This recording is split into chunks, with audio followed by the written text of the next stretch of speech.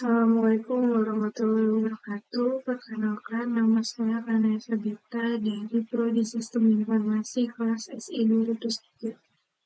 Saya di sini akan mempresentasikan potensi, bias, dan prinsip keadaan AI dengan referensi studi kasus rangkuman sesi ke-13. Perkembangan AI di Indonesia sangat pesat, berambah layanan publik, industri, keuangan, hingga penegakan hukum.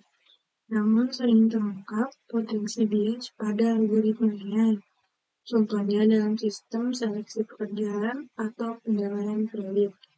Jika data pelatihannya tidak representatif atau mengandung bias historis, AI bisa membuat keputusan diskriminatif yang bertentangan dengan nilai kemanusiaan yang adil dan beradab serta keadilan sosial.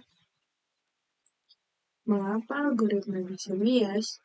Algoritma bisa diskriminatif karena data pelatihan yang tidak representatif atau sudah mengandung bias historis. Contoh kasus aktualnya seperti di perusahaan Amazon yang berada di US yang menghentikan penggunaan alat rekrutmen AI mereka karena ditemukan bias terhadap pelamar wanita. Namun, algoritma ini sudah melambat menjadi global sehingga tidak hanya perusahaan-perusahaan US saja, di Indonesia pun sudah cukup banyak kasus yang serupa. Basis teori dan hukum. Adanya pernyataan dari John Rawls yang mengemukakan prinsip-prinsip keadilan yang berfokus pada distribusi yang adil, terutama bagi mereka yang paling tidak beruntung. Konsep ini cukup relevan saat mengevaluasi dampak AI terhadap kesenjangan sosial. Keadilan distributif terganggu karena AI bisa menghambat pemerataan kesempatan.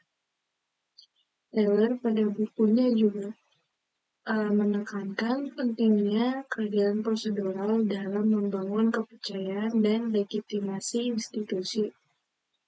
Lalu, dalam konteks AI ini, proses pengambilan keputusan algoritma yang adil meningkatkan legitimasi sistem AI.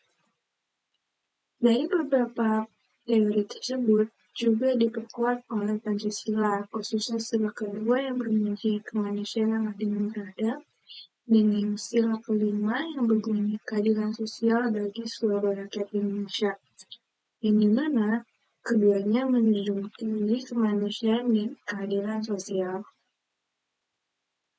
Serta di UUD 1945 pasal 28D ayat 1 yang berbunyi pengakuan sama di hadapan hukum, dan UUD 1945 pasal 28I ayat 2 yang berbunyi bebas dari diskriminasi, hukumnya jelas melarang diskriminasi oleh sistem apapun maupun dari AI.